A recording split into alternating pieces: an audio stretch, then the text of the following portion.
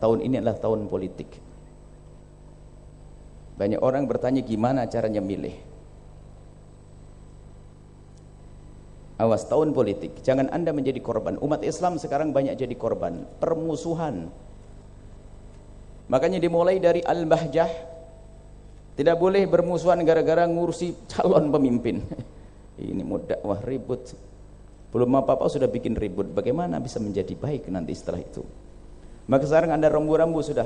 Tujuan kita adalah Allah dan Rasulnya. Untuk memilih pemimpin sederhana, ada kisah politik yang kita ambil dari baginda Nabi. Kepada calon pemimpin yang mendengar suara ini kisah yang pertama adalah kisah untuk calon pemimpin. Dan ini terjadi kepada pemimpin agung baginda Nabi.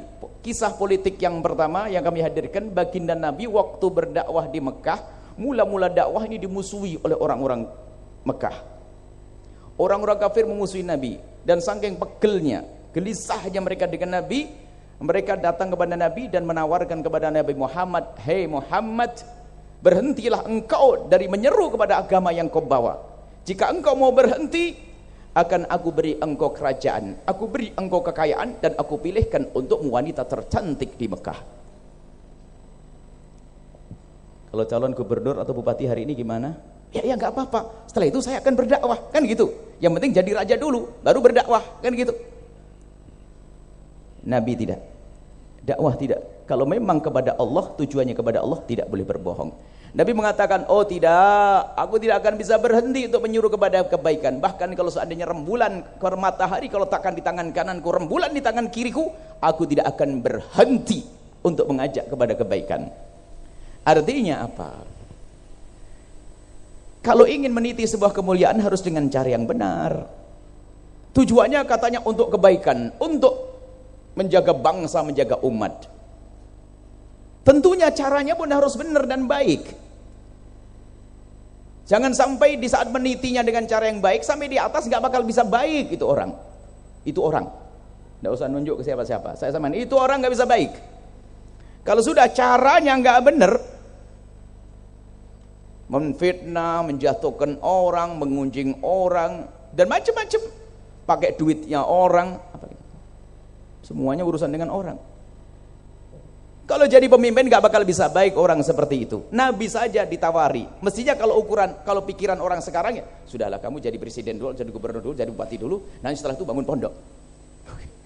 Setelah itu dakwah. Kan begitu mestinya. Tapi tidak, dakwah tidak seperti itu. Dakwah itu dengan Allah. Kekuatan kita bukan kekuatan dari hartanya orang kaya, kekuatan dakwah bukan karena jabatannya seorang pejabat, tapi kekuatan kita dari Allah. Itu dakwah. Dan Nabi kuat setelah itu.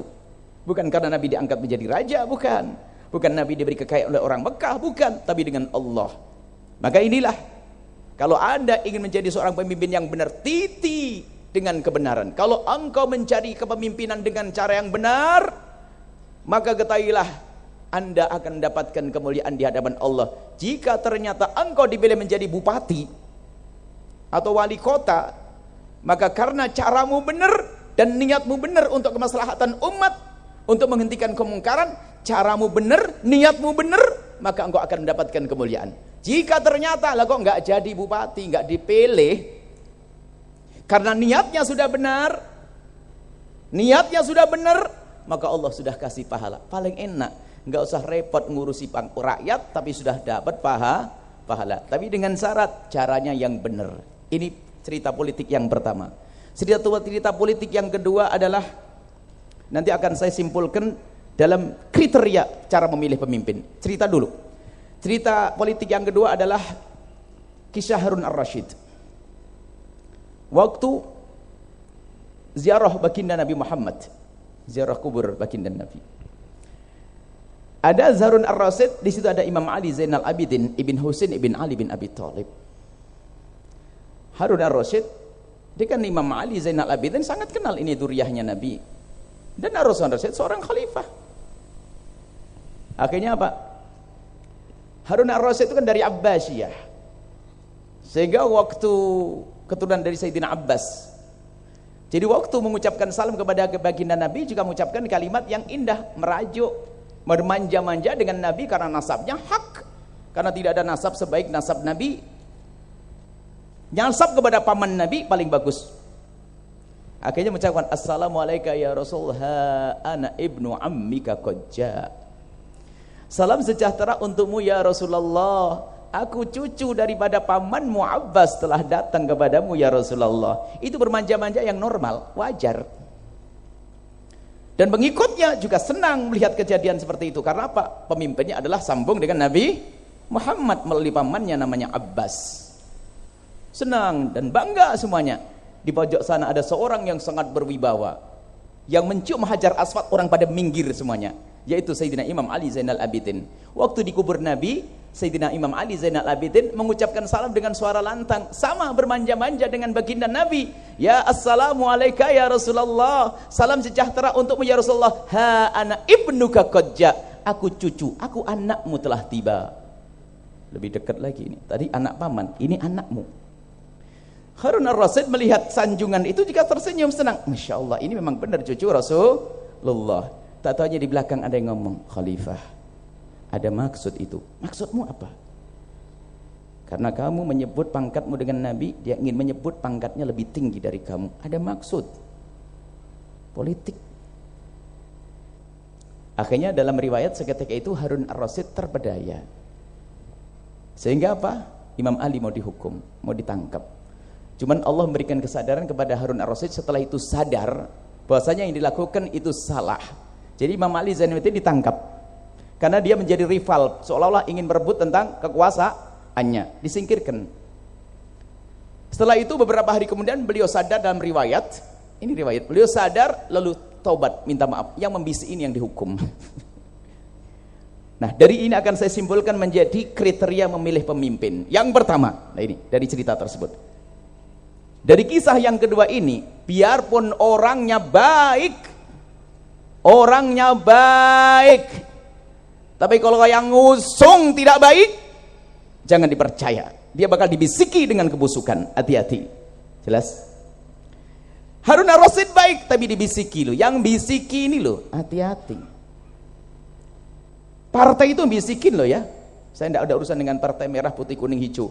Itu adalah partai kita semuanya. Pokoknya gabung, pokoknya ngaji beda. Partainya partai Al-Bahjah nanti.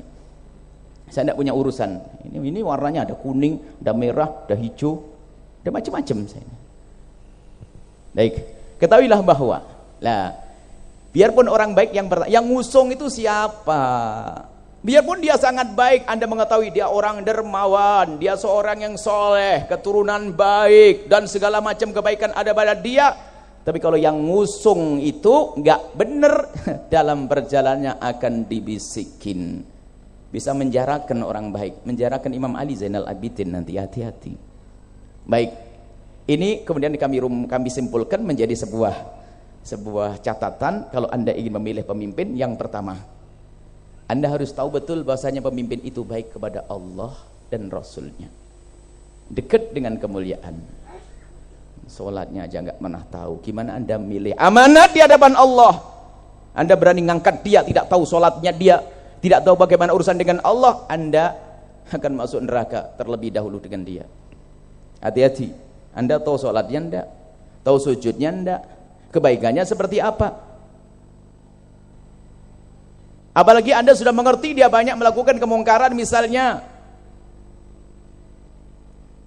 Lah kok masih Anda pilih? Wal, berarti Anda telah daftar, ya Allah, masukkan saya ke neraka sebelum Pak Bupati atau Pak Wali Kota. Hati-hati. Majelis Al-Bahjah itu aman.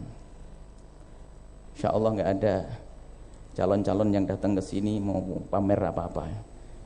Karena dijaga insya Allah oleh Allah ya. Baik, yang pertama adalah Anda harus tahu dia itu baik kepada Allah.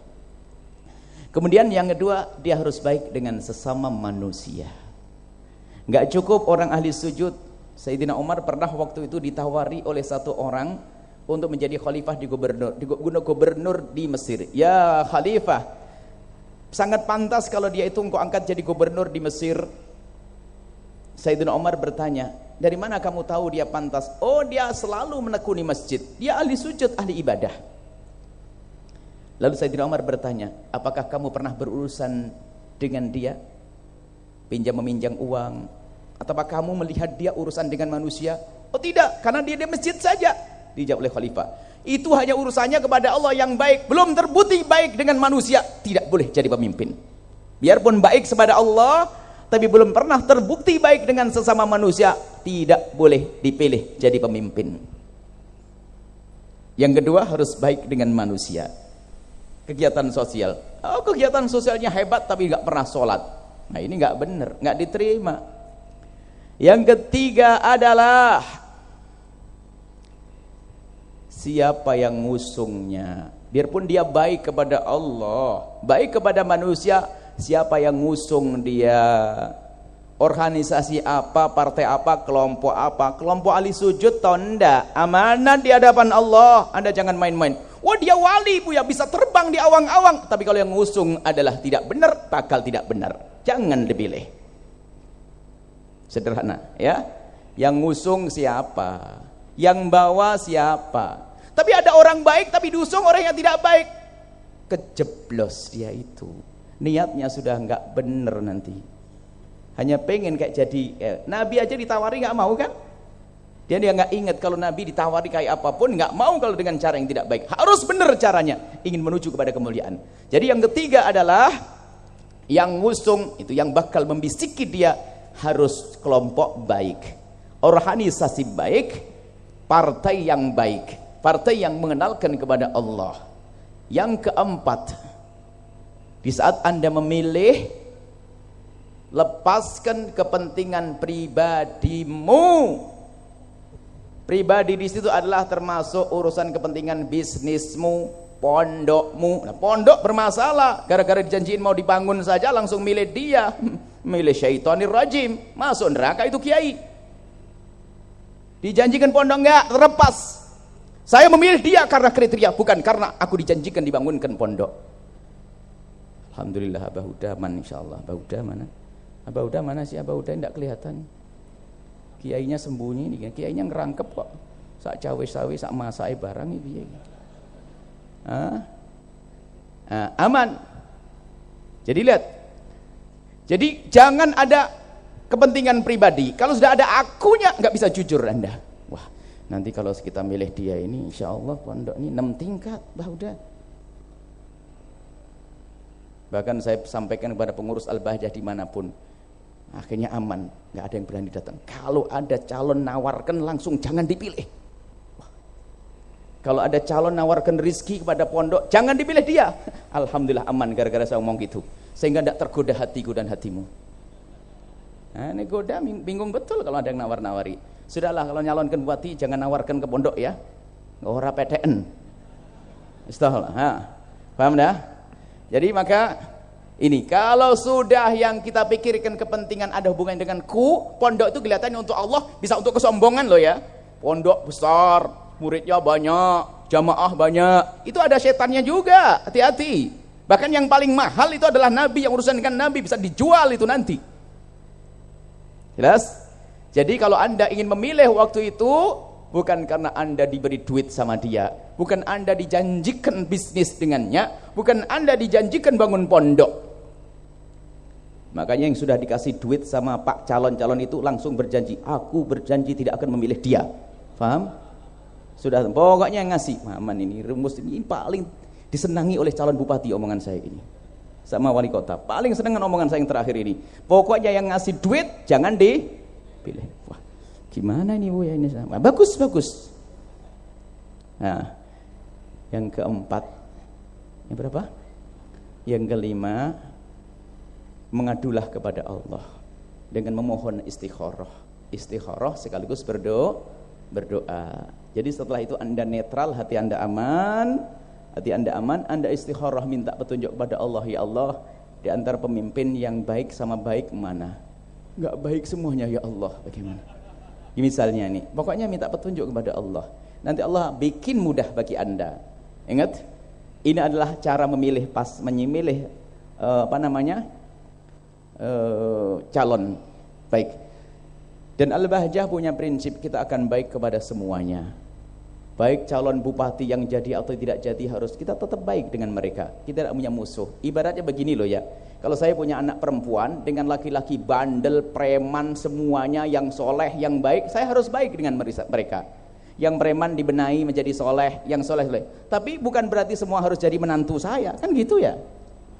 Makanya ada calon-calon yang nggak bener tetap baik dengan saya, tapi tidak serta-merta saya pilih dia. Sama, laki-laki macem-macem, tapi saya harus tetap baik dengan dia. Target saya semua masuk surga, tapi tidak harus semuanya saya jadikan mantu. Paham ya? Jelas. Jadi tidak semua harus dipilih, nggak dipilih ya ora apa-apa, nggak apa-apa. Jadi ini yang penting, karena apa? Fitnah biasanya, gara-gara itu loh.